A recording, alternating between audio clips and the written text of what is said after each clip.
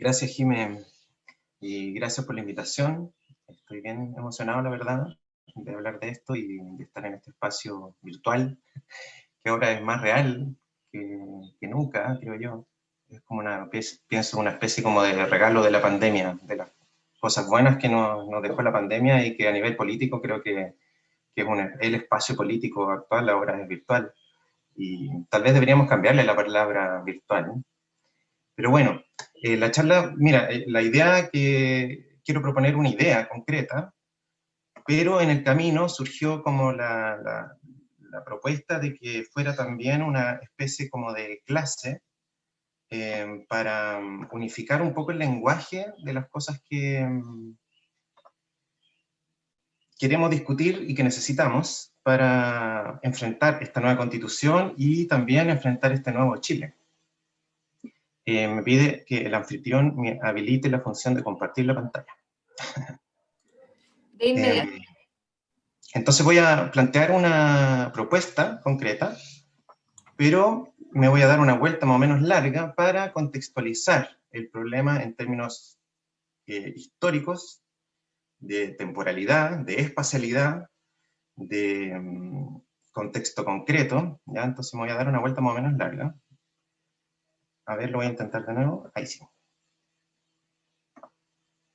Pero no se asusten, ¿ya? En el fondo hay que pensarlo, yo creo que un poquito como una tesis, ya la tesis es que la democracia directa debiera estar en la nueva constitución, y esta es la lista de contenidos, ya fíjense que, si se fijan, hablo de la nueva constitución, que es lo que está pasando ahora, y después de varios contextos, contexto temporal, espacial, teórico, histórico y concreto, después recién ahí hablamos de la propuesta concreta del mecanismo, particularmente el suizo, que es el que voy a defender. Entonces toda la parte que está como en gris ahora es la parte que en el fondo yo creo nos va a servir para las futuras conversaciones también y para el conversatorio de hoy día.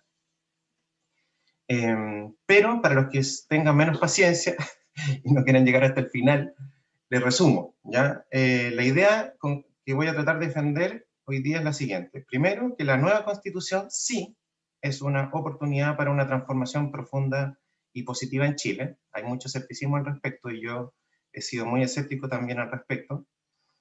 Y la tesis segunda, que es mucho más específica y problemática, es que dadas las condiciones actuales, probablemente la única forma de que la nueva constitución implique una transformación profunda y positiva en Chile es mediante la instauración del mecanismo suizo de democracia directa. O sea, esa es la única opción que tenemos. Eso es lo que quiero tratar de persuadirles hoy día. Es decir, tenemos la nueva constitución acá, voy a defender el mecanismo suizo de democracia directa y me voy a dar una vuelta bien larga, ¿ya? Pero como les decía un poquito para los que estén más ansiosos, este es un resumen, ¿ya?, de lo que es la democracia representativa o democracia indirecta, ¿ya? Hay dos grandes divisiones de los sistemas de democracia, representativa y directa, y la representativa es como la indirecta. ¿Cuál es la idea? Bien en breve, la clase política, ¿ya?, es decir, las personas que se dedican profesionalmente a la política, ya que se financian de eso, es decir, las personas que están en los altos cargos de los partidos políticos y que ocupan cargos en el poder ejecutivo y legislativo de un país, y diplomacia también, esa es la clase política, ¿cierto? Toda la red de personas que se dedica a eso de forma profesional propone candidatos, ¿cierto?, para dos partes del Estado, para el Parlamento o Poder Legislativo y para el Poder Ejecutivo, ¿ya?, que sería para la presidencia. ¿Y qué es lo que pasa? La ciudadanía mayoritaria vota, la votación está aquí en línea punteada, y según la votación se crea un Parlamento, ¿ya?, y se elige un presidente. El Parlamento esencialmente está dirigido a producir las leyes. El Ejecutivo está principalmente dirigido a tomar decisiones ejecutivas, ¿ya?, del estilo de firma de tratados elegir quiénes van a ser los ministros de salud o de vivienda, cosas así, y también tiene la posibilidad de proponer y dar urgencia a leyes hacia el Parlamento. ¿Ya? ¿Por qué se llama indirecta? Bueno, porque la ciudadanía mayoritaria ya simplemente tiene la posibilidad de elegir personas de entre las que la clase política propone como candidatos, y las leyes y decisiones del Estado las toma esos candidatos que hayan sido elegidos. Es decir, no los toma directamente la ciudadanía mayoritaria.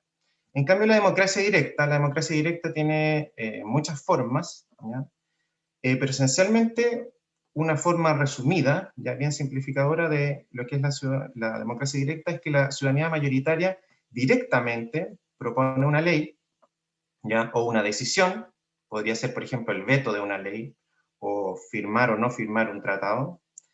Esa propuesta, típicamente, sobre todo cuando hablamos a nivel nacional, ya voy a enfocar esta charla en el nivel país, ya todo esto se puede aplicar también a niveles regionales y a niveles comunales de municipalidad, pero pensemos en el nivel país, y a nivel país habitualmente tiene que pasar por un plebiscito. Esa propuesta de ley, a veces el Parlamento o el Ejecutivo tiene la posibilidad de hacer una contrapropuesta, vamos a hablar de eso, y dependiendo del resultado del plebiscito, esa ley pasa a ser también una ley del país. ¿Ya? Es decir, la democracia directa lo que permite, típicamente, es que se establezcan leyes, ¿ya? Que no requieran pasar por la decisión ni del Poder Ejecutivo ni del Poder Legislativo. ¿Ya? La misma ciudadanía lo propone y la misma ciudadanía la elige, ¿ya? O sea, o la decide. Y si se decide, pasa a constituir parte de la legislación del país. Y dentro de la democracia directa hay montones de posibilidades, ¿ya? En un extremo, tal vez es la democracia directa deliberativa, que se basa en secuencias de asambleas. No voy a hablar mucho de eso, me pidieron que hablara un poquito, así que lo voy a definir más al final. Y la otra forma, en el otro extremo, está la democracia directa al estilo suizo, ¿ya? Yo le voy a llamar el mecanismo suizo de democracia directa, y le explico por qué, que no se basa en una secuencia de asambleas, sino esencialmente en la junta de firmas, ¿ya? Es decir, cómo se llega a esa ley, pongámosles una ley 6, ¿ya? Se llega porque se juntan firmas o se llega porque fue el resultado de una secuencia de asambleas, ¿ya?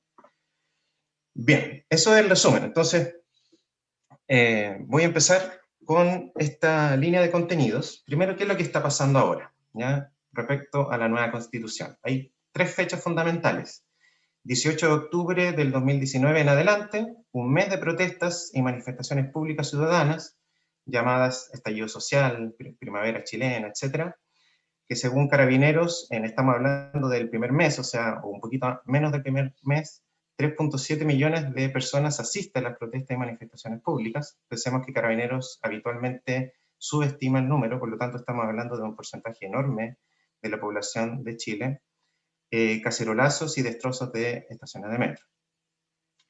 El punto uno es que todo ese proceso tuvo un altísimo apoyo ciudadano. Ya según la encuesta CADEM, al 30 de octubre, fíjense 2 semanas, el 72% de la población chilena apoyaba las manifestaciones y protestas, y el noviembre el 71%, o sea, una mayoría cualificada, se puede llamar así, o muy alta mayoría. Y además la opinión mayoritaria es que se trataba, ¿ya?, de una expresión de un descontento social generalizado y no un problema de orden público. Aquí lo puse con los datos, ¿ya?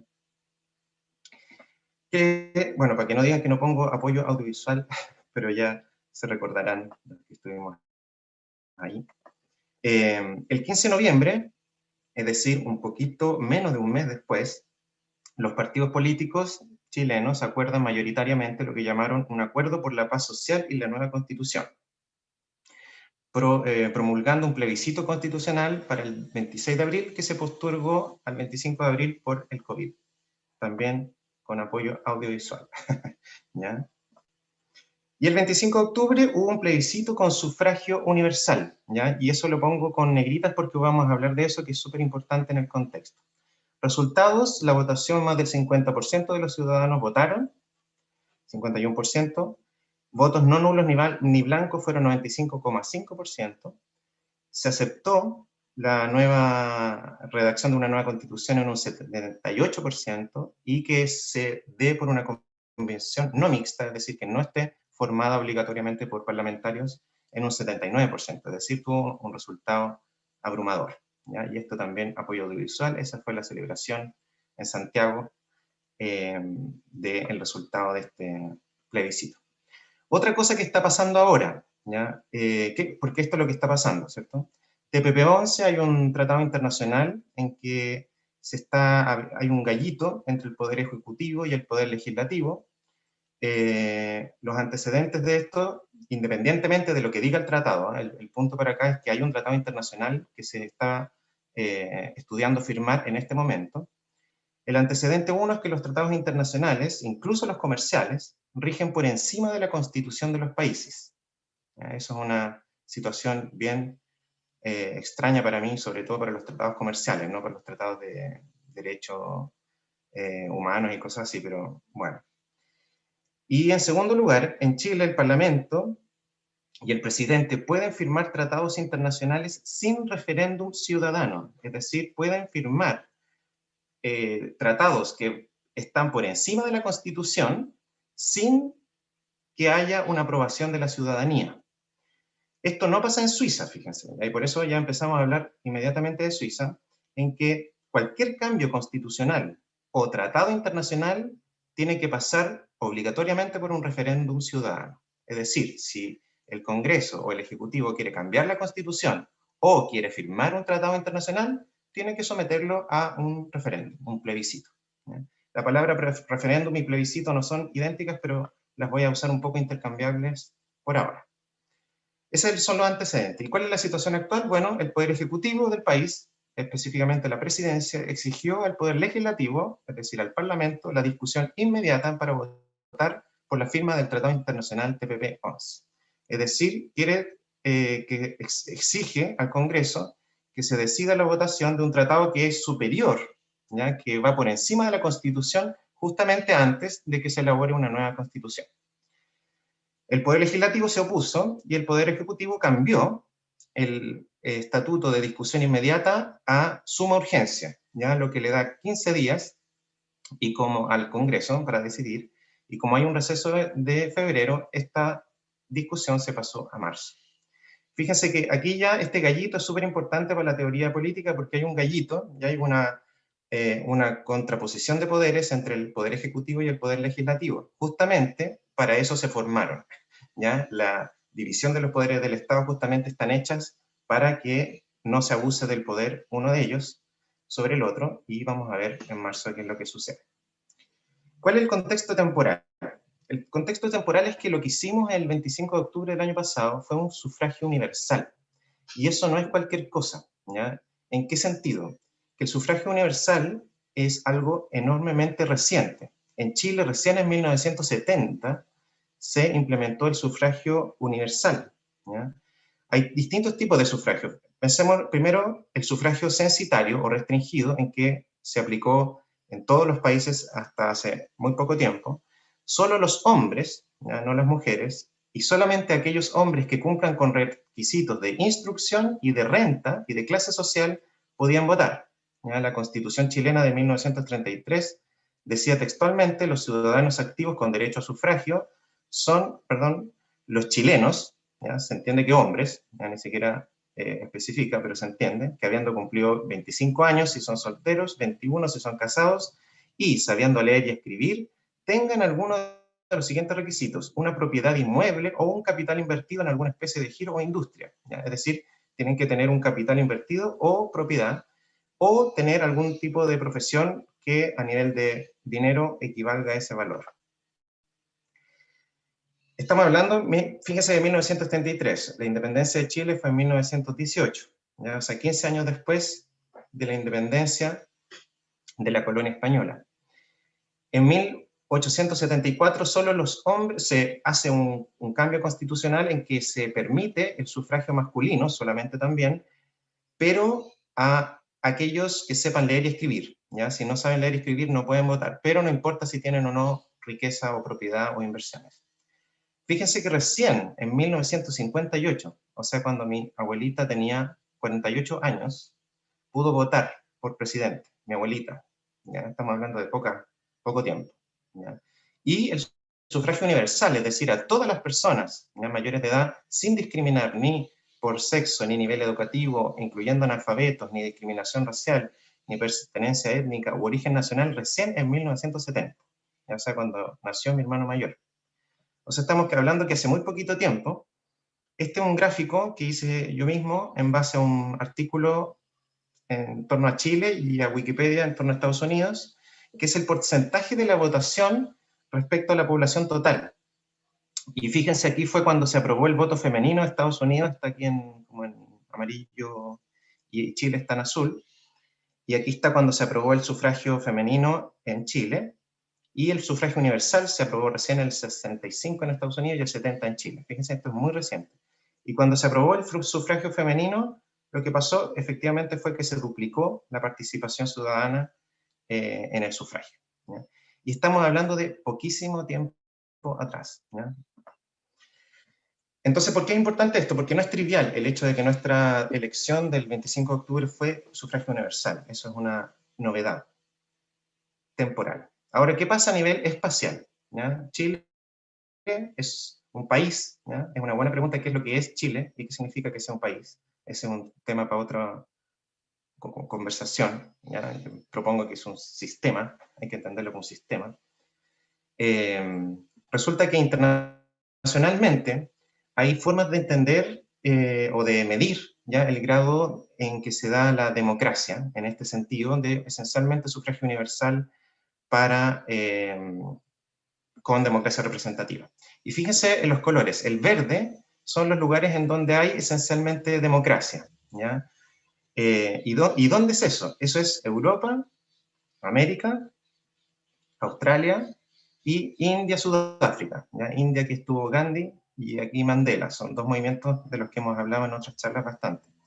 Y fíjense qué porcentaje de la población está en lo que se podrían llamar democracias plenas. Nosotros en Chile estamos considerados desde hace años, muchos años, democracia plena. Y solamente el 4% de la población tiene ese estatuto, ¿ya? O sea, el 4% de la población humana actual se rige por lo que más o menos pasa en Chile, o un poquito mejor. ¿Qué le pasa a los que están en democracias imperfectas? Hay infracciones a la libertad de prensa, supresión menor a opositores y críticos del Estado, bajos niveles de participación política y mal funcionamiento del gobierno.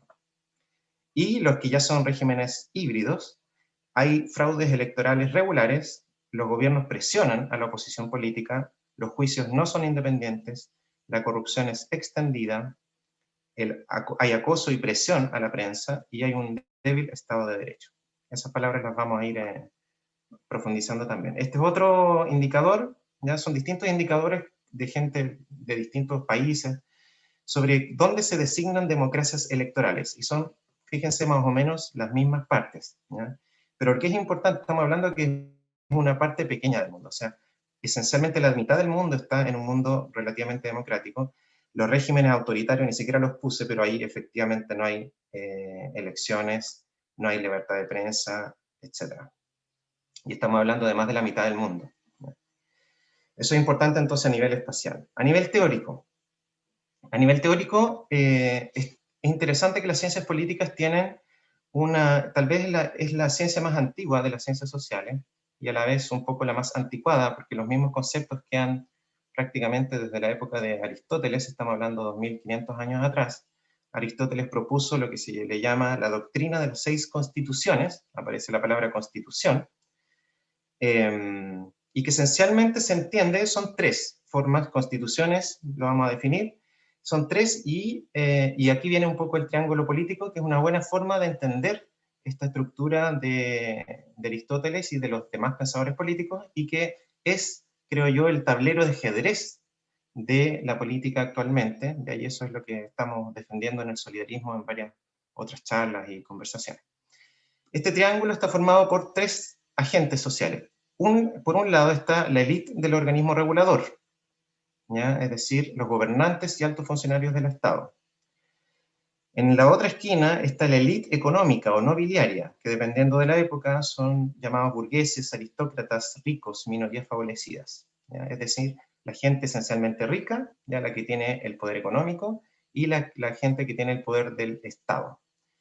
Y está en la otra esquina todo el resto, ya todas las personas que no tienen gran poder económico ni tampoco tienen gran poder en el Estado, ya llamado pueblo, masa, mayoría ciudadana. En toda la historia de la humanidad eso siempre ha sido por lejos la mayoría, 99% de la población. Lo interesante es que esta estructura triangular tiene que ver con el análisis del poder, ¿ya? De distintos pensadores políticos como Hobbes, Aristóteles obviamente, Hobbes, Marx, Engels, Weber, ¿ya? Y acá les dejo un artículo en donde hablo de esto, que está disponible en internet. Bien, la doctrina entonces de las 6 constituciones. ¿Qué es lo que entiende Aristóteles por una constitución? Es muy útil para la actualidad, ¿ya? Constitución o politeia, para Aristóteles, textual de su libro Política, es una constitución, es el orden de una polis, ¿ya? De un estado, y de sus distintas magistraturas, en particular de su magistratura suprema. La magistratura suprema, es decir, Gama acá, ¿ya? Es en todas partes el gobierno de la polis. Otra definición, una constitución es el orden de una polis, es el orden de una polis de sus magistraturas, del modo de su distribución, quién ejerce el poder soberano, ¿ya? El concepto clave, y cuál es la finalidad de cada comunidad. Entonces, ¿cuál es la idea? Justamente aquí aparece el concepto de poder soberano, que es clave en toda la discusión posterior, ya moderna y hasta ahora. Vamos a definir poder soberano como la voluntad según la cual se determinan las principales directrices del Estado, a saber quién gobierna, ¿ya? Y por lo tanto cómo se suceden los gobiernos uno después de otro, y sujeto a qué reglas se gobierna, es decir, cuál es la forma de gobierno, cuáles son las ideologías que se aplican en el gobierno, cuáles son las reglas de juego del gobierno, ¿ya? Entonces, Aristóteles dice, mira, esencialmente hay 3 formas, ¿ya? O 6, 3 formas y 3 formas virtuosas y 3 formas corruptas, ¿ya? Pero esencialmente son 3. Una es la monarquía, ¿ya? En donde el poder soberano radica en la misma élite del organismo regulador, ¿ya? Monarquía, o también, ya más modernamente, también se incluyen a las dictaduras o los partidos únicos. Es decir, en estos 3 tipos de organización política, es la misma élite del organismo regulador la que determina quién va a ser el siguiente gobernante y cómo lo va a hacer, ¿ya? Eso. En una aristocracia, ¿ya? O también oligarquía, dependiendo de cómo se vayan definiendo, es la élite económica esencialmente la que determina, ¿ya? Es la que tiene el poder soberano, ¿ya? Aquellos que tienen la decisión acerca de quiénes gobiernan, cómo se va a suceder ese gobierno y más o menos bajo qué reglas. Y por último está la democracia, en donde el poder soberano radica en la mayoría ciudadana, en el pueblo, es decir, en las personas, en el poder mayoritario de la población. Este tipo de pensamiento también fue apoyado por Thomas Hobbes, ya un ilustrado de la ilustración, vamos a hablar de eso, cortito, en que él propone por qué surgen los estados, por qué hay estado, ¿ya? Y él dice, bueno, los estados, a él le llamó el surgimiento del Leviatán, surgen porque las personas, bueno, él dice en primer lugar, efectivamente hay 3 formas de gobierno, ¿ya? Y están sus formas degeneradas, y el Leviatán, que es, bueno, es justamente este órgano, ¿ya? Esta institución dominada por una élite, ¿ya? Que la regula y que permite mantener el orden social para que las personas no se maten entre sí. Es decir, la ley de la selva, esencialmente que los fuertes se coman a los débiles. Marx y Engels critican a Hobbes, muy cortito, dicen no, en realidad el Estado no es simplemente un órgano que se dedica a mantener el orden para que la gente no se mate, sino más bien que el Estado típicamente es controlado por la élite económica o nobiliaria y con el fin esencialmente de que mantenga a la ciudadanía mayoritaria eh, controlada, pacífica, esencialmente manteniendo el status quo que favorece a esta élite económica, y para eso lo embauca. ¿Cómo lo embauca? Bueno, con distintas cosas, con religiones, con discursos, etc.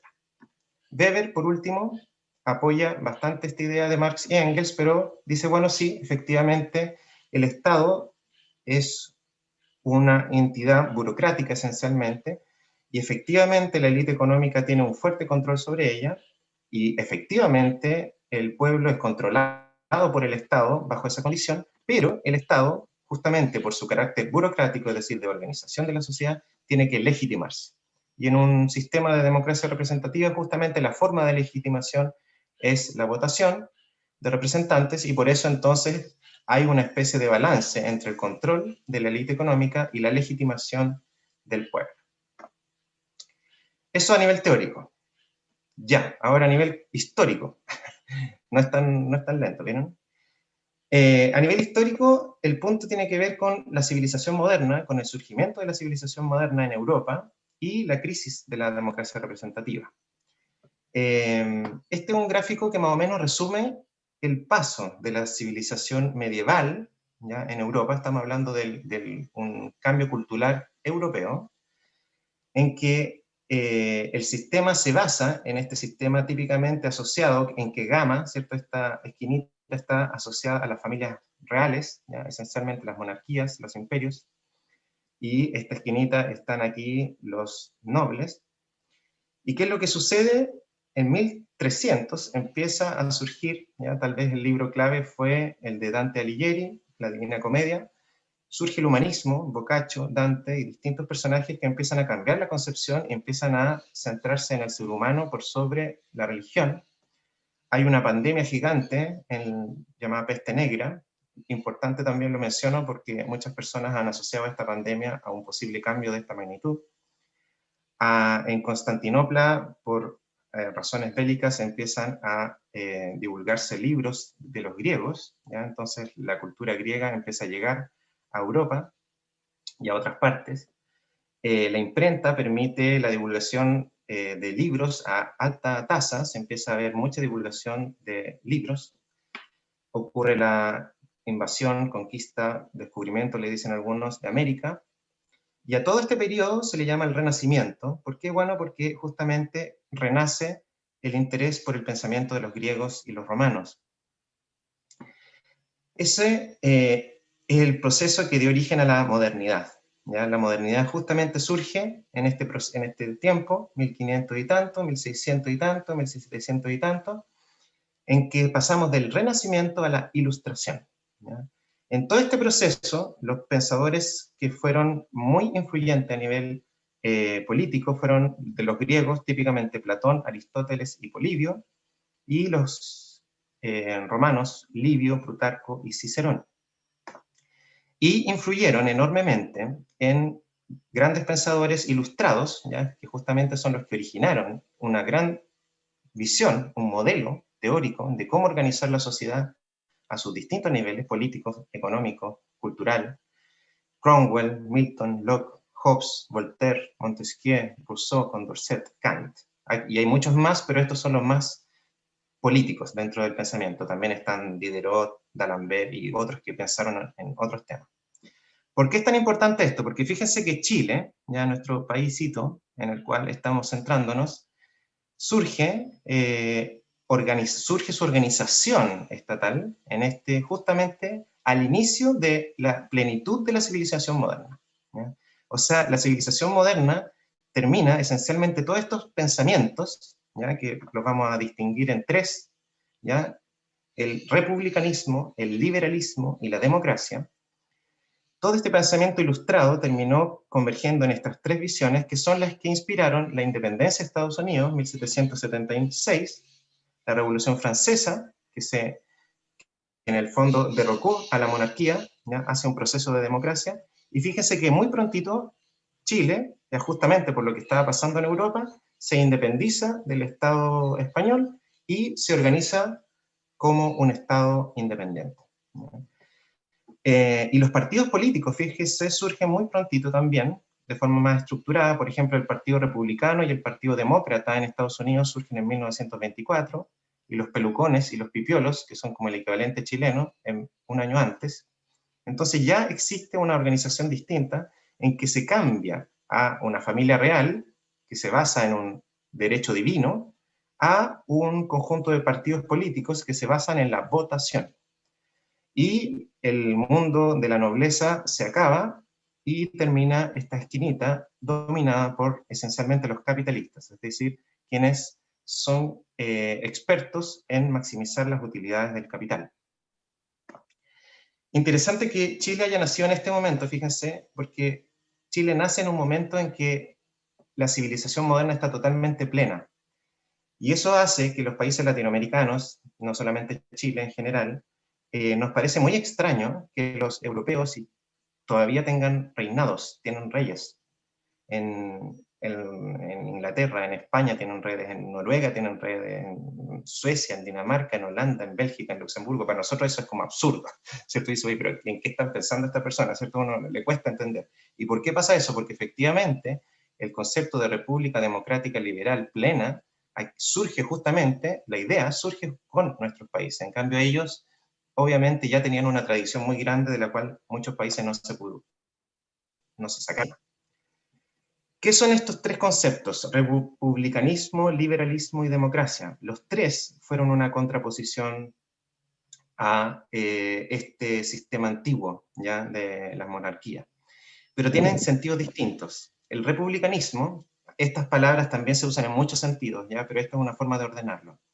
El republicanismo lo que impone es el imperio de la ley, ¿ya?, rule of law, o lo que en castellano se traduce como Estado de Derecho o constitucionalismo y separación de los poderes. ¿Qué significa eso? ¿Ya? El imperio de la ley significa que cada persona está sujeta a la ley, incluidas las personas que son legisladores, encargados de hacer cumplir la ley y jueces. Es decir, los que están en el Estado están tan sometidos a las leyes como cualquier otra persona. Todo el mundo está sometido a la ley. Nadie se salva de la ley, ¿ya? Y la ley suprema es la Constitución.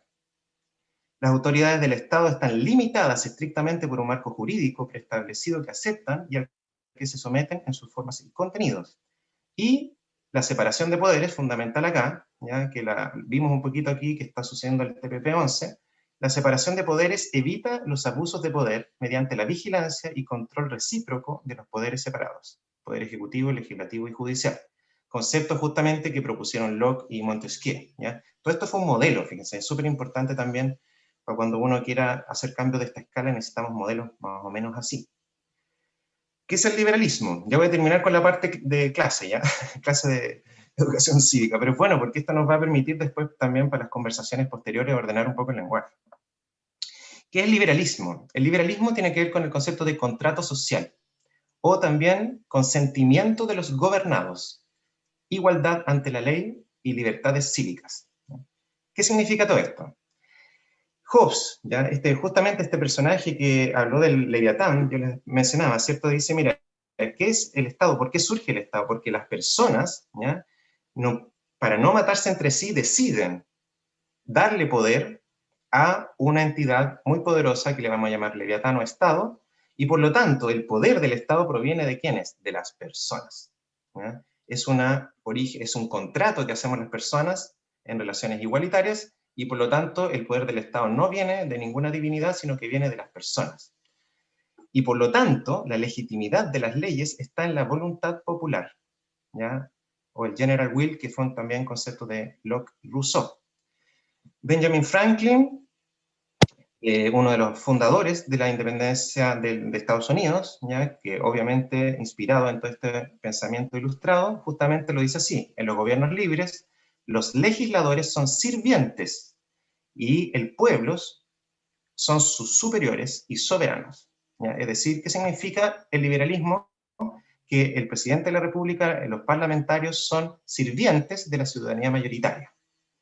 Esto está en la Declaración Universal de los Derechos Humanos de 1945, en el artículo 21, que lo dice así: la voluntad del pueblo es la base de la autoridad del poder público, ¿ya? Entonces, republicanismo, imperio de la ley; liberalismo, contrato social, la soberanía del poder político público proviene de la ciudadanía, ¿ya?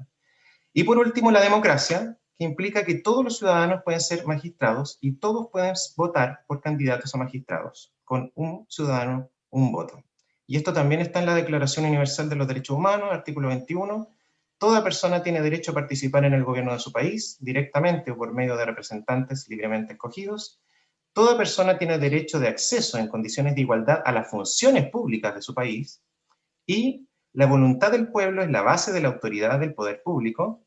Esta voluntad se expresará mediante elecciones auténticas que habrán de celebrarse periódicamente por sufragio universal e igual y por voto secreto u otro procedimiento equivalente que garantice la libertad del voto. ¿Ya? Entonces, fíjense que acá en la democracia tiene que ver con un mecanismo, ¿ya? El republicanismo tiene que ver con el imperio de la ley, y el liberalismo le da un contenido a esa ley, ¿ya? Y una fuente del poder.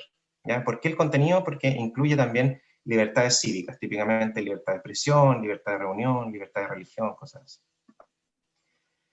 ¿Cómo está la situación entonces del Estado de Derecho, ya lo que llamaríamos republicanismo? Fíjense, son los mismos colores, ¿ya? Pero en las mismas zonas, pero mucho más debilitado, ¿ya? El Estado de Derecho, según este otro indicador, está mucho más debilitado, y lo vamos a ver justamente qué pasa respecto a Chile. El tema con respecto a Chile es que estamos en una crisis, ¿ya? Eso es bastante generalizada, la idea de que hay una crisis en la democracia representativa.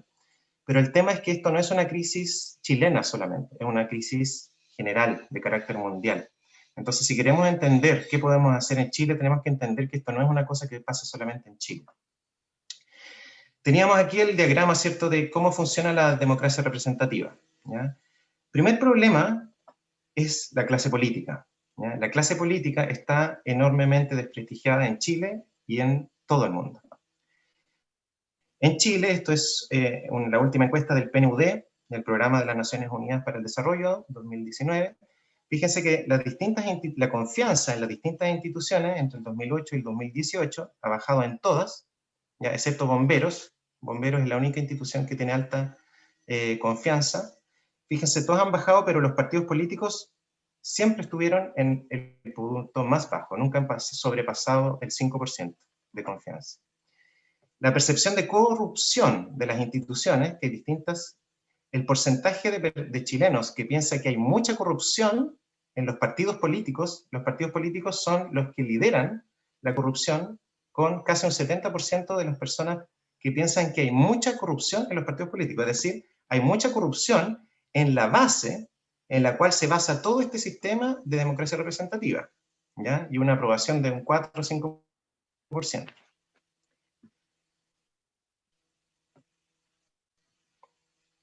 La poca confianza en los partidos políticos es generalizada. Fíjense que aquí son países de la OCDE, el porcentaje de confianza de los países de la OCDE es de 17%, ¿ya? Es bien bajito, y estamos hablando de los países con mayor confianza del mundo en los partidos, y países como Italia, Francia, Eslovenia, Grecia, España, no superan el dígito, o sea, están muy similares a nosotros, ¿ya? O sea, no es una cosa que esté pasando simplemente en Chile. ¿Cuál es el segundo punto? El segundo punto es una desconexión entre las leyes y decisiones que toman el poder ejecutivo y legislativo con las opiniones, demandas y exigencias y necesidades de la ciudadanía mayoritaria. ¿Qué es lo que puede hacer en una democracia representativa la ciudadanía mayoritaria cuando estas leyes y estas decisiones no se contrapesan, o sea, no corresponden con lo que ellos quieren? Bueno, tenían la oportunidad de votar por alguien, ¿cierto? Esa era la oportunidad que tienen. Entonces, si esas personas hacen cosas que están en contra de lo que piensan, bueno, lo único que se puede hacer en este sistema es protestar en la vía pública, típicamente, o cacerolas, o quemar algo. El TPP, por ejemplo, si es que no estamos de acuerdo con que se firme el TPP, no tenemos ninguna herramienta más que protestar para que no se apruebe. Y esto está pasando en todos lados. Esto es en Holanda, que fue hace poco, Perú, Estados Unidos, Rusia.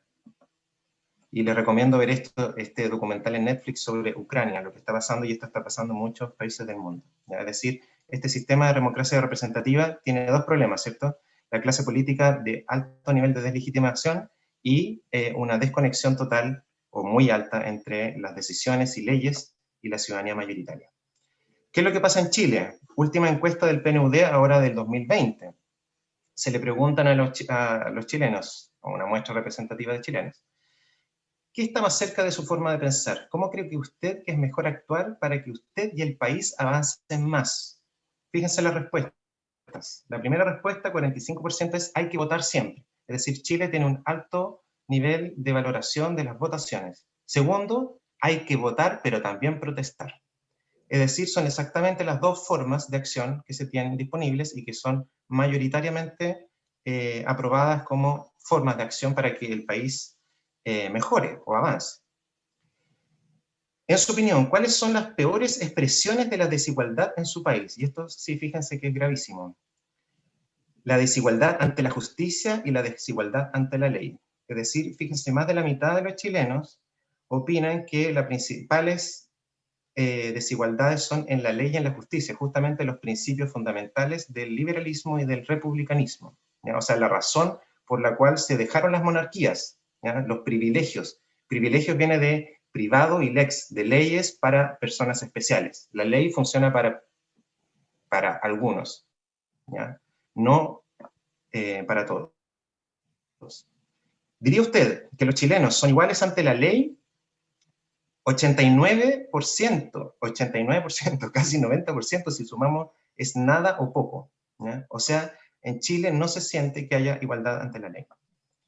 Por último, de la siguiente lista, ¿me podría decir quiénes son los que usted cree que cumplen con las leyes o cree usted que ninguno cumple con las leyes? ¿Ya? Y se le compara con los miembros de su familia que usted conoce, ¿ya? O sea, los miembros de su familia que usted conoce, ¿cumplen con la ley? 43%, bueno, no es tanto.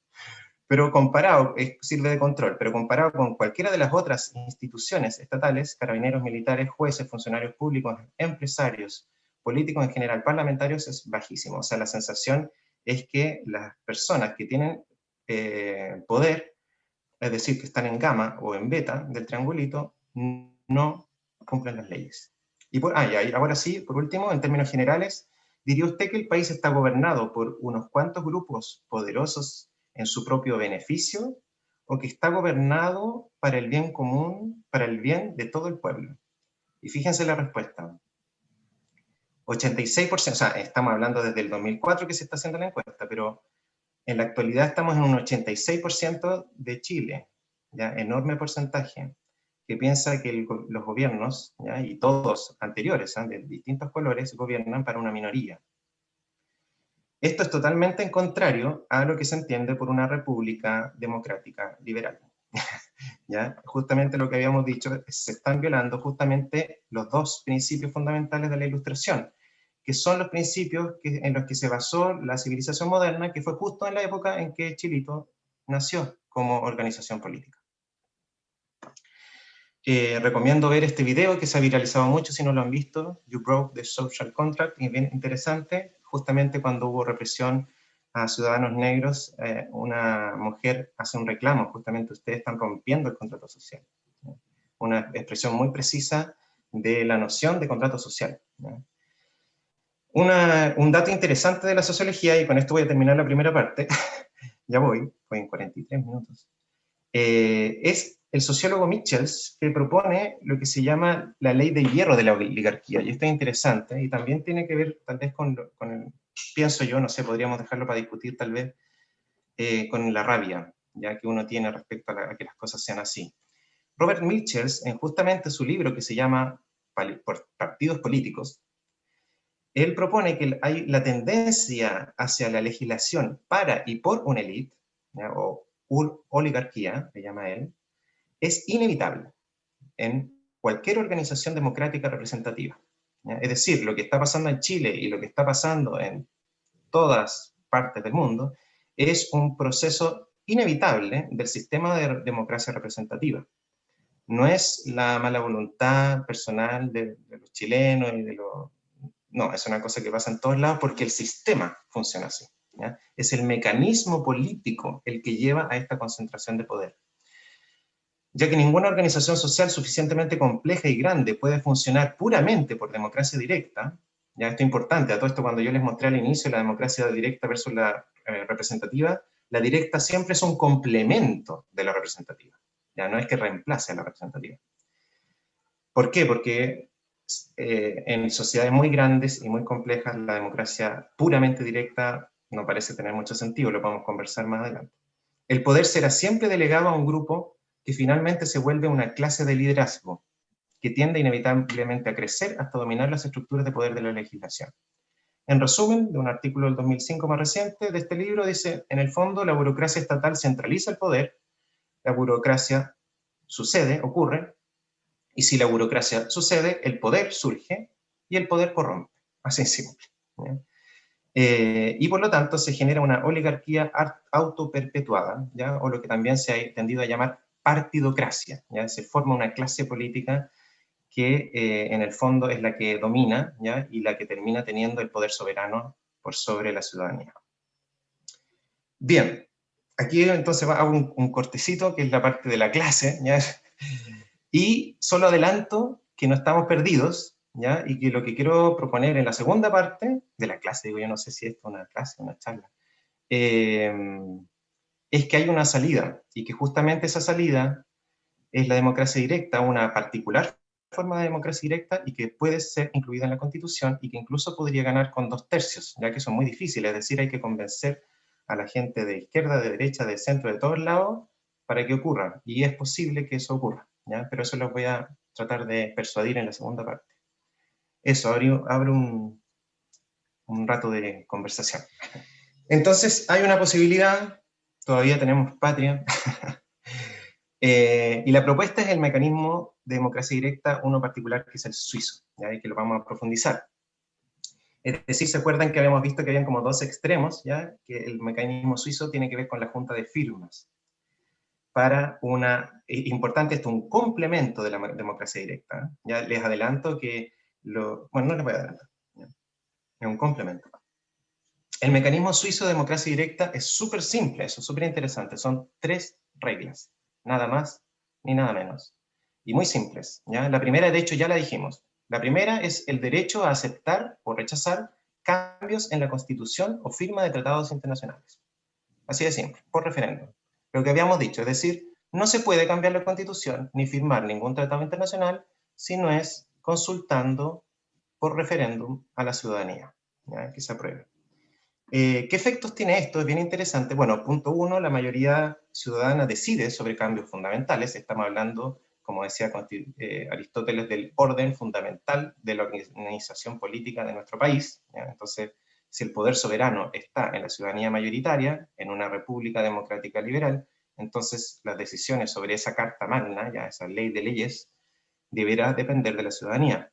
Pero además promueve la comunicación y por lo tanto una relación entre el poder político y la ciudadanía y la conversación de la ciudadanía. Ya pensemos en el TPP-11. Si para aprobar el TPP-11 el Congreso y el Ejecutivo tuviera que ganar un referéndum, estaría obligado a hacer una campaña y tratar de explicar a la ciudadanía y tratar de convencerla de que es un buen tratado, de que nos conviene, de por tal y tal razón, y saldrían también, bueno, como han salido, los intelectuales académicos, la sociedad civil, a discutir sobre el tema para que la ciudadanía lo converse, ¿ya? La conversación, un tema que hemos, bueno, dicho un montón en estos temas, el tema fundamental de la conversación, según Maturana, la base de la política es una red de conversaciones, y fomentar la conversación ciudadana, entonces además sería un punto clave. Entonces, muy simple, ¿cierto? Primera regla. Segunda regla, derecho a proponer veto a leyes. Muy simple. Aparece una ley, tenemos la posibilidad como ciudadanía mayoritaria de anularla. ¿Cómo se hace eso? Veamos un ejemplo, ¿ya? Veamos, por ejemplo, para poner un caso concreto de ahora ya, la ley llamada gatillo fácil. No sé si están todos enterados, pero nuestra presidencia, por segunda vez, creo, ya ha puesto en el Congreso con suma urgencia el siguiente artículo. Estará exento de responsabilidad penal, fíjense cómo parte, exento de responsabilidad penal, el miembro de Carabineros de Chile, de la Policía de Investigaciones de Chile y de Gendarmería de Chile, que, 1, hiciere uso de su arma en defensa propia o en la defensa inmediata de un tercero al cual, por razón de su cargo, deban prestar protección o auxilio. Eso es lo normal.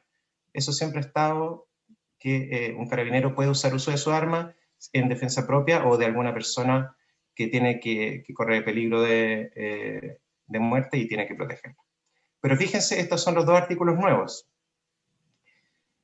Carabinero, policía de investigación o gendarmería que hiciere uso de sus armas en contra del preso o detenido que huya o no obedezca a las intimaciones de detenerse. O sea, si una persona no obedece a la orden de detenerse, un carabinero puede hacer uso de su arma y quedar exento de responsabilidad penal. Artículo 3. Hiciere uso de su arma de fuego en contra de la persona o personas que desobedezcan o traten de desobedecer. ¿Ya? Voy a tratar de leerlo serio, ¿ya? Traten de desobedecer, ¿ya? Una orden judicial que dicho funcionario tenga orden de velar y después de haberles intimado la obligación de respetarla. ¿Y cómo termina esta ley? Los tribunales, según las circunstancias, y si estas demostraren que no había necesidad racional de usar las armas en toda la extensión que aparezca, podría considerar esta circunstancia como simplemente atenuante de la responsabilidad y rebajar la pena en su virtud en 1, 2 o 3 grados. Sin perjuicio de lo anterior, se presumirá la necesidad racional cuando el miembro de Carabineros de Chile, de la Policía de Investigaciones de Chile y de Gendarmería de Chile fuera agredido o comprometido su vida o gravemente su integridad física. ¿Ya? O sea, imagínense qué significa esto, que no sé si ustedes han estado el último tiempo los viernes en el centro de Santiago o lo han visto por internet, pero eso significaría que siempre hay agresiones a carabineros, sería una balacera, es decir, significa, bueno, en fin, significa lo que está dicho aquí. Fíjense que una ley como esta, ya que ya segunda vez propuesta, en un contexto de democracia directa a la Suiza, ¿qué es lo que se hace? Bueno, se dice no a la ley de gatillo fácil. ¿Ya? ¿Cómo se hace eso? Bueno, desde que se promulga la ley en el diario oficial, cualquier ciudadano va al CERVEL y es autorizado para juntar firmas, tiene 100 días desde promulgada la ley para juntar 50.000 firmas. ¿Ya? Eso en Suiza. En Chile, lo interesante es que en Chile todo hay que multiplicarlo por 2 porque somos 2.1 veces la población de allá. Entonces, en Chile tendríamos 100 días para juntar 100.000 firmas. Si se juntan las 100.000 firmas, la ley se congela y pasa a plebiscito. Los plebiscitos en Suiza están siempre preestablecidos, con 20 años de anticipación. O sea, hay ciertas fechas del año en que hay plebiscito, y puede haber más de un voto. Si el plebiscito afirma que no a la ley de gatillo fácil, bueno, entonces, chao con la ley de gatillo fácil. Así de simple. ¿Ya? Ese es el sistema suizo para vetar leyes.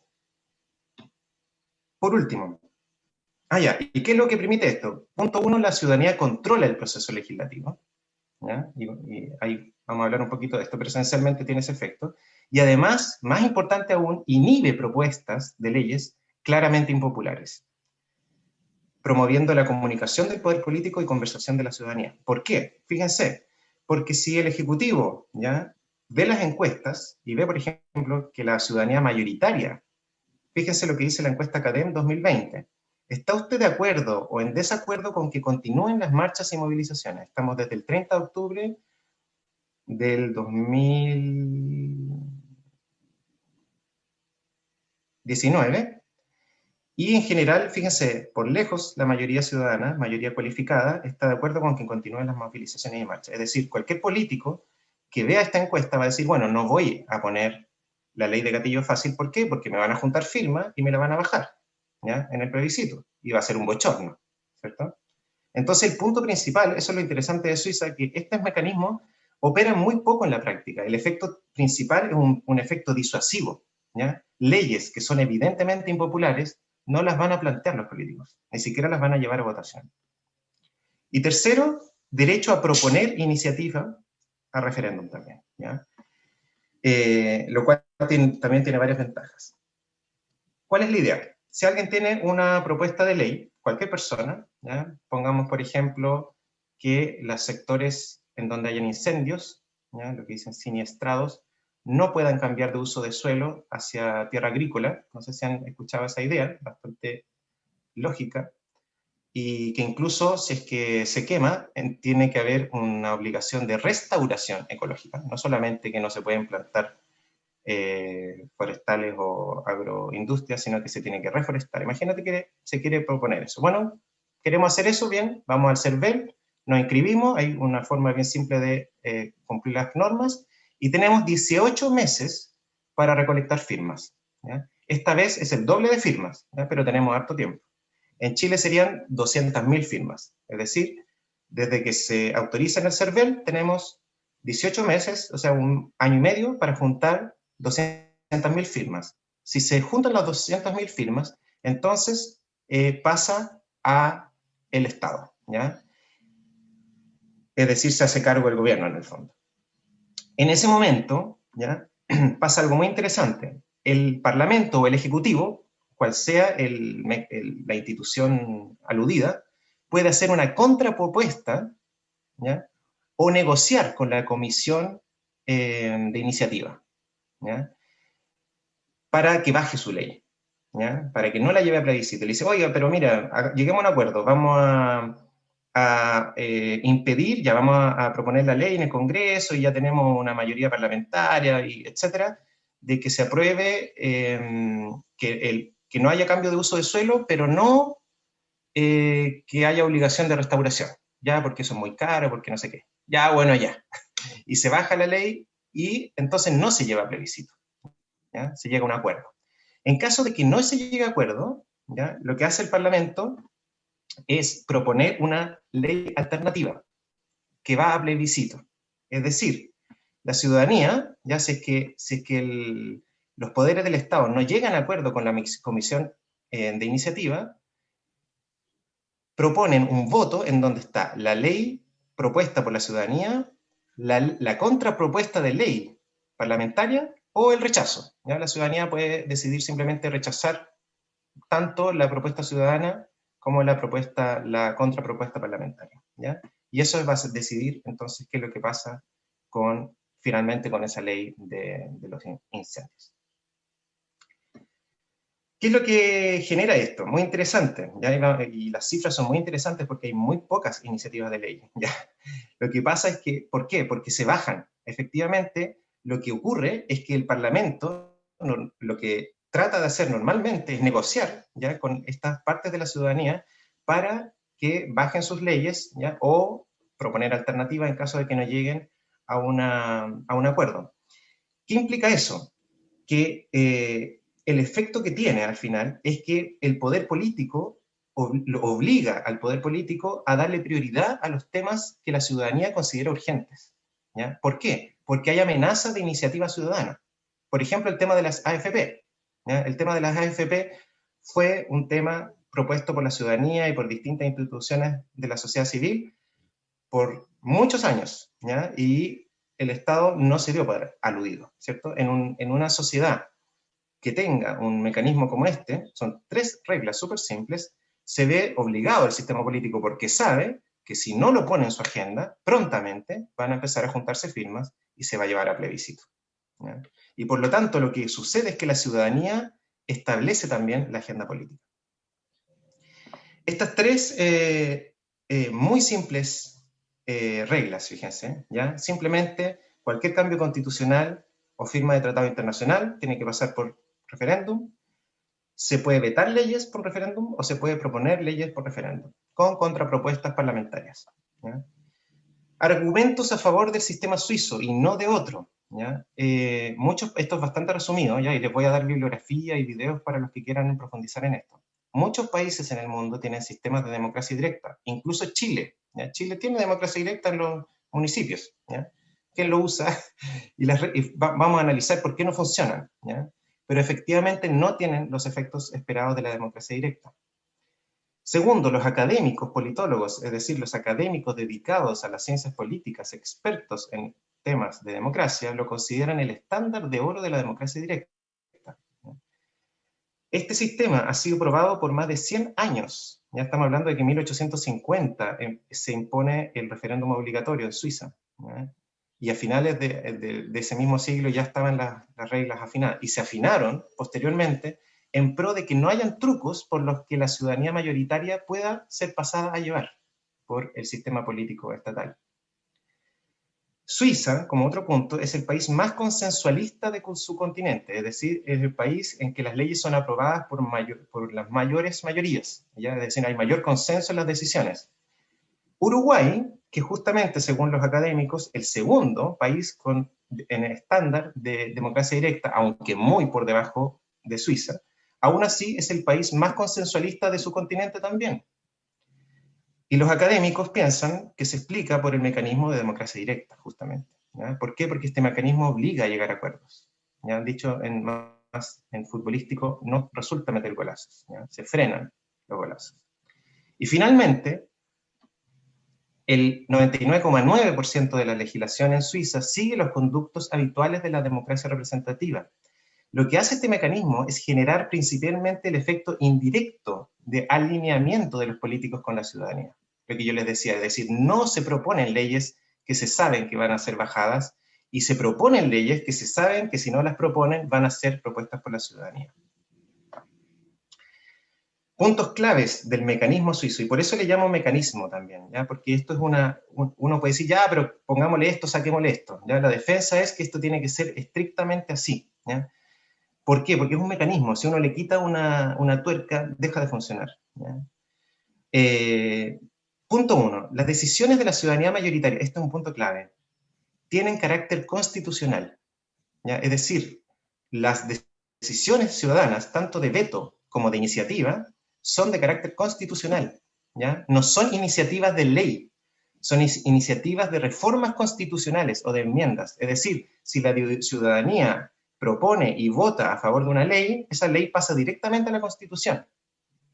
Y resulta que la Constitución no la puede cambiar el Estado sin un referéndum obligatorio de la ciudadanía. Entonces, fíjense ese mecanismo, es un mecanismo brillante. Cualquier decisión ciudadana pasa a la Constitución y cualquier cambio constitucional depende de la decisión ciudadana. Por lo tanto, las decisiones de la ciudadanía mayoritaria están protegidas de ser avasalladas por el poder político estatal. Y segundo, los parámetros, ¿ya? Por ejemplo, fundamental, el número de firmas, ¿ya? Medido en porcentaje de la población, tienen que ser precisos, ¿ya? Según la experiencia de los suizos que han más de 100 años en esto, entre 0,5% de la población y 2% máximo, ¿ya? En Chile las municipalidades son 10%. Entonces, claro, anda a juntar un 10% de firmas, hay que ser o millonario o no sé, o influencer muy famoso. Es decir, y tiene que ser suficientemente alto para que cueste, ¿ya? Para que no haya cualquier cosa propuesta, pero no tanto para dejar fuera a grupos débiles, ¿ya? Grupos que no tienen demasiados recursos o que tienen intereses que son minoritarios, ¿ya? Pero que son de suficiente interés para juntar 200.000 firmas. Y que la ciudadanía vote o que el Parlamento haga una contrapropuesta. También la cantidad de tiempo, los plazos deben ser muy precisos, ¿ya? Es muy fácil que este mecanismo no funcione moviendo estas cifras, ¿ya? Por eso es muy importante que los candidatos constituyentes que les guste esta idea y que la quieran defender en la nueva constitución sean muy atentos a los valores, ¿ya? Hay que dar suficiente tiempo al proceso, por un lado, ¿ya? Y acotarlo también para limitar la incertidumbre. No se pueden tener leyes en vilo por años, ¿ya? Genera incertidumbre. O los que votaron pueden ir muriéndose, los que firmaron, en fin. Les recomiendo esta página web, vinculante.cl. Ellos pusieron otros puntos bien importantes. Uno muy importante que no he mencionado es que en Suiza se aplica a nivel nacional, regional y municipal. O sea, las mismas reglas se aplican a los 3 niveles. En Chile podríamos hacer lo mismo, o podríamos hacerlo solo a nivel nacional y dejar abierta la posibilidad en el futuro de incorporar el nivel regional y el nivel municipal, ¿ya? ¿Por qué queda abierto? Porque la Constitución se puede cambiar cuantas veces queramos los ciudadanos, por votación. Argumentos chaqueteros y corajosos. Argumento chaquetero número 1, que como buenos chilenos me lo dicen, ya, pero los suizos son suizos, los chilenos somos penca, ellos son bacanes, ¿ya? Hay un contraargumento igual de chaquetero. No, si los suizos también eran pencas. Ya los suizos impusieron este sistema hace más de 100 años, cuando no tenían ni siquiera educación primaria obligatoria, tenían hambrunas y alta tasa de emigración. ¿No? Estamos hablando, eso como argumento, no, si eran pencas, los pencas también podemos. ¿Ya? Esa es una forma de argumentación. ¿Ya? Pero yo encuentro que, sin ser falso esto, ¿ya? Creo que hay otra forma de verlo también. Yo creo que los suizos fueron muy bacanes, ¿ya? Lo que hicieron, lo que tienen, este estándar de oro, podríamos llamarlo uno de los top 10 Guinness Records de la democracia. Suiza, entonces, inventó el sistema de democracia directa considerado estándar de oro, Guinness Record. Francia tiene otro Guinness Record, ¿cierto? El primer derrocamiento irreversible de la monarquía hacia la democracia, ¿ya? Con su Revolución Francesa. Estados Unidos tiene un Guinness Records, ¿ya? En los top 10. A mí me encantaría que hiciéramos eso. ¿Quiénes tienen los top 10 Guinness Records de la democracia? Estados Unidos, la primera independencia de colonia europea con República Democrática. Pero Chile tiene 2 Guinness Records. El primer gobierno socialista del mundo, primero y último, alcanzado por democracia. Eso nunca había ocurrido y no tenía mucho sentido tampoco en la teoría. Y además, primer dictador, creo que único también, expulsado por democracia, con su propia constitución. Eso tampoco había pasado, ni creo que haya pasado en algún otro lugar. Así que Chile tiene 2 Guinness Records en su historia. Yo les quería mostrar también otras cosas respecto a la educación en Chile que se andan ninguneando, porque somos buenos para ningunearnos aquí. Pero en fin, o sea, la educación media básica, fíjense, estos son los gráficos de educación básica, media, educación superior. Hoy en día hay 1.700.000 jóvenes estudiando en educación superior, ya estamos hablando de un país con pocos millones de personas. Los investigadores chilenos son los más top de la región, esa es una cosa que nadie dice, tengo que decirlo. Fíjense que no hay, este es un indicador muy grueso que es el número de papers, ¿ya? Pero bueno, es el que hay. Fíjense que el número de papers por número de habitantes en Chile es el más alto de Latinoamérica, y si se divide por número de investigadores, se triplica. O sea, en Argentina, que es el segundo país, junto con Uruguay, Argentina hay 3 veces más investigadores por habitante, ¿ya? No sé si se entiende. Entonces, si lo dividimos por número de investigadores, la barrita de Chile sobrepasa la pantalla, ¿ya? O sea, Chile, los investigadores chilenos son de primer nivel, ¿ya? Si alguien quiere hacer una tesis en Latinoamérica, venir a trabajar con el investigador chileno, eso es lo más recomendable por medio con este indicador, ¿ya? En fin. Por último, eso era para los chaqueteros, ¿ya? ¿Es posible una transformación profunda en Chile a partir de esta nueva constitución? ¿Ya? Hay 3 argumentos, ¿ya? Buenos, que les voy a llamar de por qué hay buenas razones para pensar que no, que la constitución no va a servir para nada. Ese es profundo, ¿ya? Que le vamos a llamar la jaula de monos, el veto de 1/3 y el exceso de abstracción. La jaula de monos tiene que ver con que 150 personas van a tener 9 meses más 3 meses, o sea, un año, para generar una nueva constitución. O sea, eso va a ser una jaula de monos. Fíjense en la cantidad de decenas de temas que van a tener que ver, si vamos a ser parlamentario, presidencial, qué vamos a hacer. O sea, y los primeros meses van a ser solo para ponerse de acuerdo. Eso bueno, ánimo para los que ganen, que estén ahí, pero va a ser una jaula. Veto de 1/3. Todo artículo debe ser aprobado por 2/3 de los miembros, ¿ya? Es decir, 1/3 de los miembros puede vetar cualquier artículo. Dadas las reglas del juego eleccionarias que favorecen a los miembros de partidos políticos, por lo que es probable que existan bancadas, es decir, votación en bloque, con 1/3 de asociados a partidos de izquierda y 1/3 a partidos de derecha. Es decir, esencialmente los partidos, ¿ya? Pueden bloquear, probablemente, vamos a ver qué pasa en las elecciones, pero probablemente puedan bloquear cualquier cosa que se aleje particularmente de sus ideologías que ya existen.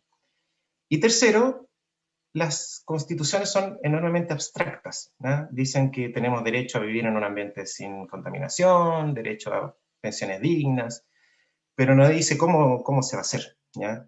Y esencialmente en países vecinos que redactaron una nueva constitución como Ecuador, Colombia y Venezuela recientemente, que yo sepa, no sé si ustedes saben que haya habido un gran cambio y una gran revolución que haya mejorado esos países. Entonces hay tres argumentos bien duros para no tenerle mucha fe a nuestra nueva constitución. Pero, ¿ya? O sea, nuestra nueva constitución va a ser cosmética, simbólica, decorativa, pero mecanismo de democracia directa suiza, chiquillos, si es que se ponen esa camiseta, ¿ya? Es posible que eso no ocurra. Jaula de monos. ¿Cómo van a hacer una buena constitución en un año 155 personas? Mira, con el mecanismo suizo de democracia directa, así le puse ya, MSDD, la constitución es dinámica, es decir, la constitución no se cierra a final del año, queda abierta. Todas las propuestas ciudadanas que vayan a referéndum son cambios constitucionales. ¿Ya? Por lo tanto, el tiempo para mejorar la Constitución desde la ciudadanía, que es lo que está ocurriendo ahora, no se acaba a final de año, sino que va a durar decenas de años o cientos de años. Respecto al exceso de abstracción, este mecanismo es un cambio muy concreto, muy concreto. No habla solamente de cuáles derechos tenemos o debiéramos tener, sino un mecanismo concreto para generar cambios en el futuro. Da una herramienta. ¿Y qué pasa con el veto de un tercio? ¿Ya? ¿El mecanismo suizo de democracia directa es de izquierda o de derecha? ¿Quién lo va a bloquear? ¿Quién no lo va a bloquear? Lo que quiero proponer es que es posible, ¿ya? Persuadir, creo yo, a los gente de derecha y de izquierda que sean democráticos, o que crean en la democracia, por las siguientes razones. La derecha, ¿qué cosas le preocupan, le molestan, le importan a las personas y políticos en general de derecha? Las protestas y manifestaciones populares, que además en general son de minorías, dicen, en general, arruinan el orden público, destrozos, imposición de violencia popular y la estabilidad social, con altos costos económicos. Y además, los poderes del Estado ceden ante presiones de minorías que imponen lo políticamente correcto sin considerar la opinión silenciosa, o lo que se llama hoy en día voto silencioso. No sé si han escuchado esas objeciones. Son formas muy típicamente de derecha de pensar, ¿ya? Formas de pensar de izquierda. La voluntad popular mayoritaria no es escuchada por el sistema político. La clase socioeconómica alta, que es numéricamente minoritaria, influye en el sistema político demasiado más que las clases socioeconómicas que caracterizan a la ciudadanía mayoritaria. Fíjense que estos argumentos de izquierda y de derecha son argumentos democráticos, apelan a la soberanía de la mayoría y a la paz social. Pero resulta que, ¿qué es lo que nos puede decir nuestro querido mecanismo suizo de democracia directa? Fíjense que esta es una vía institucional pacífica para la resolución de conflictos y consignas ciudadanas, ¿ya? Cuando les toque hablar con gente de derecha, ustedes tienen que decirle, ya, pues perfecto, imagínense, si hacemos esto, cuando las personas no quieran el TPP-11 o quieran cambiar el sistema de AFP, en vez de destrozar las calles y en vez de agarrarse con carabineros, lo que van a hacer es juntar firmas y llamar a plebiscito.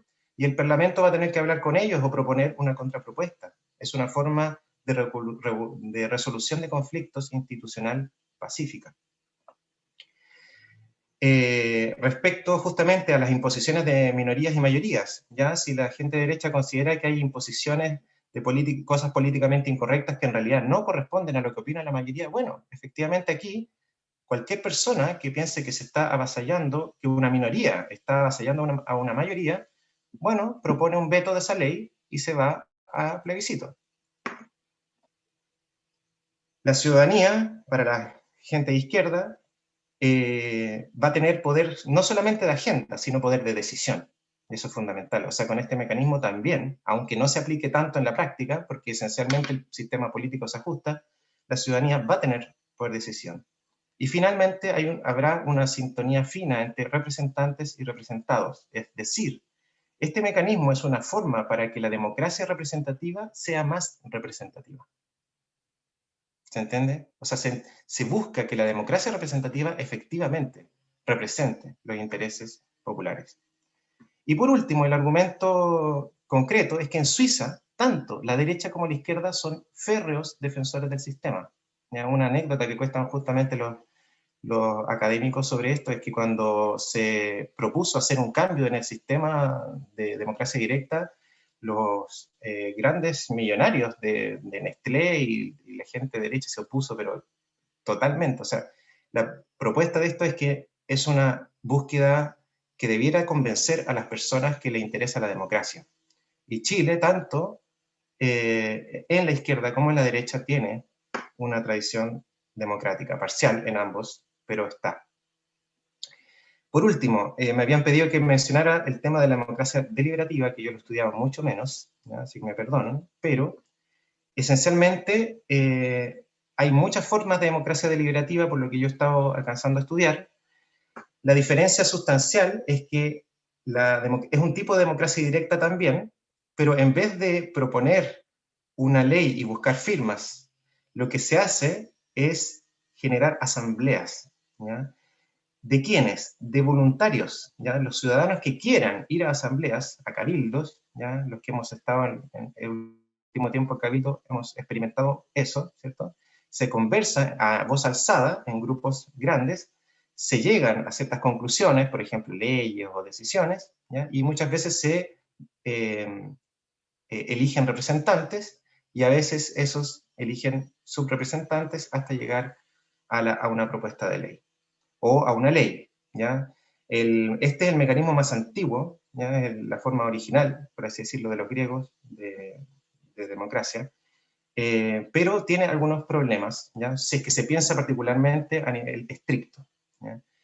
Es el mecanismo más antiguo de democracia directa, es funcional en unidades sociales pequeñas, ¿ya? Por ejemplo en comunas, en municipalidades, pero difícil, si no imposible, de aplicar en sociedades de millones de personas. Muy difícil aplicar en sociedades de millones de personas un sistema basado en asambleas. Además, tiene un costo a nivel de tiempo sustancial para los ciudadanos. Se gasta mucho tiempo. Fíjense que es muy distinto una conversación pública en asamblea que la conversación privada que se da cuando, bueno, tú tienes que firmar o no firmar por una propuesta de ley o votar o no votar en un referéndum.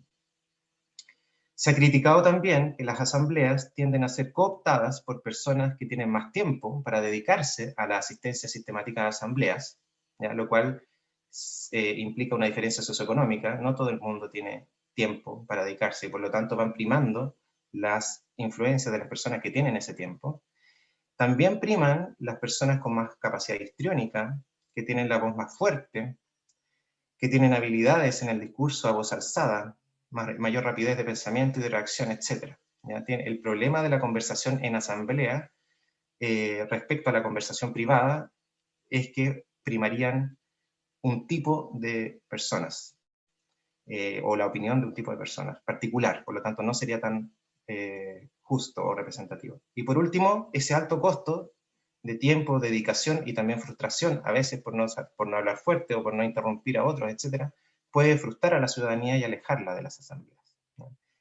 Pero eso es importante también, no implica que el sistema de propuestas de ley no puedan provenir de un sistema de cabildo. ¿Se entiende? O sea, una persona puede proponer una ley o un conjunto de cabildos pueden proponer una ley, ¿ya? El punto es que el sistema suizo solamente exige que esa propuesta de ley tiene que recibir un conjunto de firmas, ¿ya? Obviamente podrían firmar todos los miembros que hayan participado del proceso y si son suficientes o no son suficientes se buscan a los demás y se pasa a elección de referéndum. Ya, y termino entonces con las conclusiones. Resumen, ya, conclusiones de todo lo que hemos visto. La crisis de la democracia representativa en Chile, ya, la deslegitimidad de los partidos políticos, la corrupción, la desigualdad ante la ley, la desconexión entre la clase política y ciudadana mayoritaria, es un problema generalizado de nivel mundial. Probablemente sea un problema sistémico, es decir, tiene que ver con el mecanismo del sistema político, más que con el carácter personal de los sujetos implicados. Es decir, más que odiar a las personas, tenemos que buscar cómo cambiar el mecanismo del sistema político. El plebiscito con sufragio universal del 25 de octubre del 2000, no me equivoqué, del 2000, sí, está en el 2020, resultante en una mayoritaria aprobación de la redacción de una nueva constitución fue un acto propio de una república democrática liberal. Claro, en la constitución uno puede volver a preguntarse si queremos ser eso, tal vez queremos ser una monarquía, ¿Se imaginan que en Chile hubiera una familia cuyos hijos tienen poder legitimado por la Constitución? En fin, pueden proponerlo también, pero una oportunidad para que la nueva Constitución signifique un cambio profundo para Chile, imitable por otros países de ser exitoso, eso es bien importante también. Si no funcionara acá, podría ser un ejemplo para otros países, ¿ya? Países de la región y más externos. Esta oportunidad sería la instauración del mecanismo suizo de democracia directa, ya muy simple, con 3 reglas. Con ello se robustecería el carácter republicano, es decir, imperio de la ley, y liberal, es decir, contrato social, soberanía popular, del sistema político del país. Sería un sistema más legítimo y sentido como más legítimo. ¿Ya? Estamos en una época de deslegitimación de las instituciones y del sistema político. ¿Ya? Y esta sería la instauración de un sistema que sería evidentemente más legítimo y sentido como más legítimo. Y fundamental también para los que convocaron esta reunión, esto abre una forma de dirigir el curso del país desde fuera de la clase política, ¿ya? Es decir, si se aprobara un sistema como este, se convertiría en una herramienta para los movimientos políticos ciudadanos sin necesidad de ser partidos políticos, ¿ya? No quiero decir con todos los nombres a qué me refiero, ¿ya? Pero se podría, si es que este sistema se instaura, no es necesario meterse en las redes pantanosas, pegajosas y sucias de ese sistema de partidos políticos, manteniéndose como un movimiento político ciudadano externo a la clase política, se puede mantener una vinculación con la ciudadanía, proponer leyes, vetar leyes, ¿ya? Y por lo tanto se convertiría en una herramienta para los movimientos políticos. Y conclusiones, bueno, estas son las conclusiones de la página web de vinculante.cl, que les voy a recomendar, las voy a leer nomás porque hay muchas razones también para defender esto y ellos son expertos, así que de hecho sería maravilloso que tuviéramos reuniones ya después, si es que les gusta esta idea, con expertos que realmente saben mucho sobre esto. Este es un resumen de lo que proponen ellos. Dice, este sistema da estabilidad, punto 1. Ya ellos también se la juegan por el sistema suizo, preciso, ¿eh? Estabilidad. Aumenta la estabilidad política. Un sistema estable es uno donde las instituciones y la opinión pública coinciden mayormente. Las preocupaciones sociales desatendidas explotan tarde o temprano. Es decir, menos destrucción, menos violencia, menos protesta. Menos corrupción. Reduce la corrupción. Bajo amenaza permanente de revocación se dificulta la aprobación de leyes corruptas y la implementación de medidas ineficaces o negligentes. Inteligencia colectiva permite la entrada de propuestas de expertos y de organizaciones de sociedad civil que no pertenecen al círculo político y que a veces pueden proponer mejores soluciones a problemas sociales. Este punto me parece súper clave también. Sin violencia, abre vías a cambios políticos sin necesidad de desorden público. Confianza, aumenta la legitimidad del sistema político, mayor confianza en las instituciones que está en creciente crisis desde hace décadas. Urgencia, obliga a políticos a resolver problemas que urgen a la población, bajo amenaza de iniciativa ciudadana. Eso ya lo habíamos mencionado. Y menos circo, menos enfoque en peleas entre políticos y más enfoque en propuestas específicas. Bien, les dejo entonces como literatura para la prueba. Vinculante.cl es súper buena página, está bien explicado en cortito. Acá hay una página también de ideas constituyentes en que se han hecho distintas charlas. Aquí, la primera charla es de Norbert Bilbeni, que es el que organizó esta página web. Aquí está uno de los expertos mundiales en democracia directa, uruguayo. En fin, súper buenas entrevistas. Y este es un texto muy bueno, que está en castellano. Son 19 páginas, yo se la voy a mandar a Jimena y a Jocelyn del Con Todos para que lo pasen a quienes quieran. Son 19 páginas, pero tiene harto dibujito, no es tanto, pero ahí explica muy bien, y de hecho está hecho por expertos de la Embajada de Suiza, que ellos mismos también promueven mucho este sistema y saben muchísimo sobre estos temas. Y también, bueno, obviamente invitarlos, yo no hablé nada del solidarismo, ya esto tiene que ver, es un elemento, el solidarismo es una propuesta muy, muy, muy grande para cuando hayamos puesto ya la democracia directa en la Constitución, vamos a empezar a pensar, bueno, ¿y qué vamos a hacer? ¿Ya? Cuando tengan esa pregunta, aquí hay una cantidad enorme de visión que tenemos en videos cortitos de 2-3 minutos y otras charlas y clases larguísimas y ñoñas para todos los tipos. Así que bienvenidos a meterse, también para que se hagan amigos de Solidarismo Chile en Instagram. Pronto va a estar lista la página solidarismo.cl. Así que eso. Muchas gracias.